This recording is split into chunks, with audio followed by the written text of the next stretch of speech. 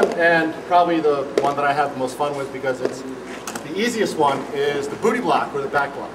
You guys know what booty blocking is? Yeah. All right. Basically all you're doing is using your butt. When you're doing a booty block, you're going to do the same derby stance, but you're going to get low and wide. All right, everyone stand up.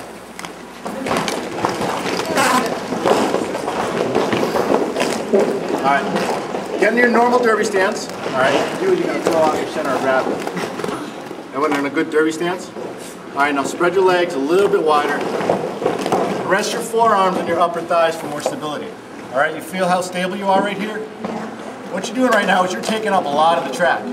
And if somebody tries to come along and hit you, they're not going to be able to because you're really stable. You're in a good derby position. All right? All right? It's a really, really effective block for a blocker, for a pivot or a blocker, because you're essentially taking up a lot of the track and you're not giving that person any opportunity to try and get around it. The best part about this is you as the blocker are not going to really expend a lot of energy. You're going to see that jammer coming up, and you're just going to move back and forth like this across the track.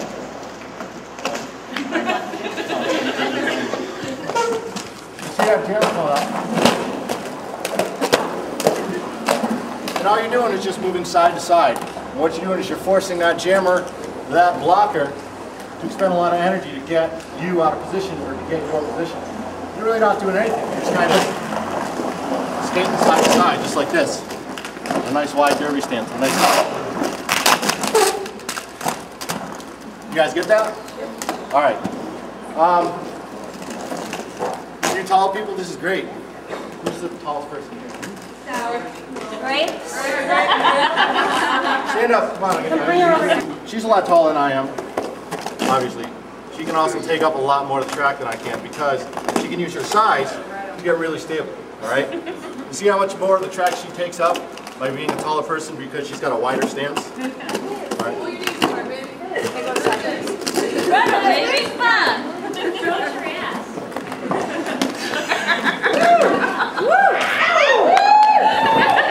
You guys get it? Yeah. All right.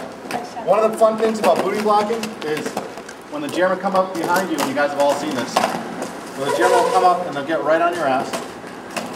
You get in a nice derby stance, and here's what you do.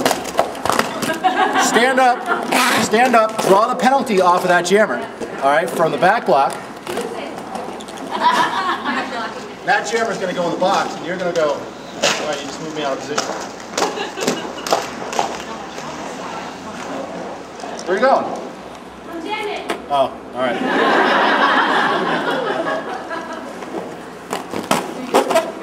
We'll do it right here.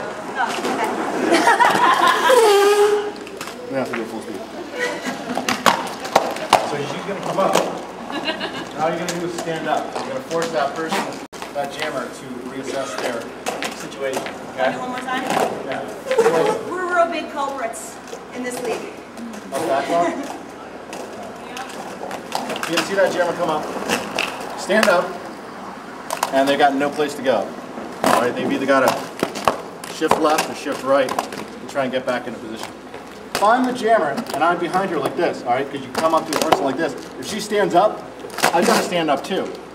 All right, and I've got to throw myself out of position where I'm normally skating like this in a good derby stance. And I come up behind her, she stands up, and it's also a legal hit for you to hit with your shoulder to hit their chest.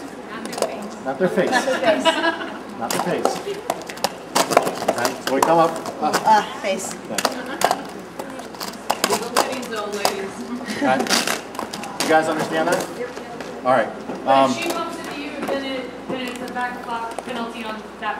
Yes. Essentially what you're doing with the booty block is you're trying to draw that jammer a penalty. Okay? So if you're the pivot and you know that jammer's coming up behind you, you see him coming up, you wait till they get right on your ass and stand up just like this. But you don't have to hit them, just stand up. And they're going to be out of position, all right? Because they're going to have to kind of say, all right, shit, now I can't get around that person. And since you're already low, if you stand up and they try and go around you, just kind of stand up and move out of position, block them, do the best you can. Yeah? I have a question. In like a blocker-to-blocker circumstance, how would a blocker get around another booty blocker? How would you get around a booty block like that? Yeah, 'cause I know that's like one of my biggest. It's really tricky. No, I'm gonna. I mean, I've been shown a couple different ways how to do it, but. The easiest way that I do it is going into turn 1, going into turn 2 and turn 4. All right, do you guys understand turn 2, turn 4? All right, 2 and 4. Going into the turn, 99% of all skaters are going to do this when I come off that turn. All right, they're going to give up that 1 foot gap right here. They're going to do this. See where I am on the track? There's just enough room for that person to get by. All right, so what I like to do.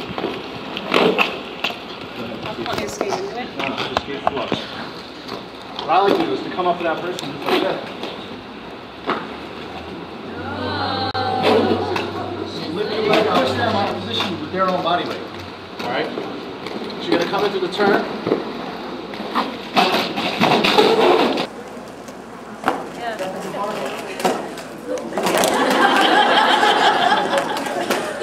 I'm moving them out of position.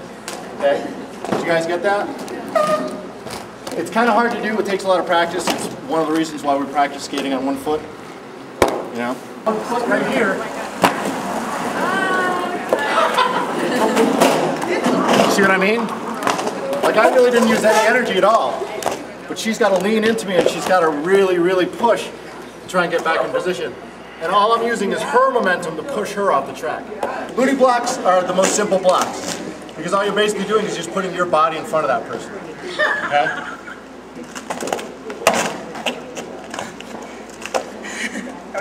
Alright, so there's one last hit. It's a little bit of a more advanced hit, but we like to call it the double tap.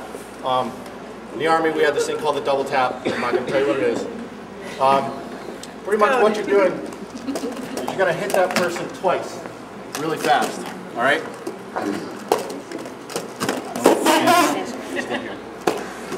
So you're going to be in a shoulder block position. You're going to hit that person just to kind of let them know you're there. Then hit them once again. Get them out of position, all right? Once you hit them the first time, they're going to be like, oh shit, I got to get back into position. They're not going to expect a second hit. So when you hit them twice, it's going to look like that. And it really forces that person out of position, okay? It's kind of a tricky hit. It takes a lot of practice to do. You do kind of have to work on it.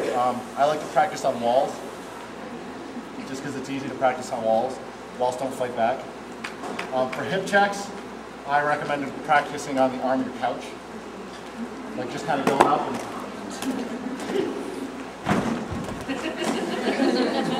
You know, I mean, this is... That wall's concrete. It hurts. But just so you get the feel of what it's going to be like and how low you have to get your body, like your arm of your couch is already like right here.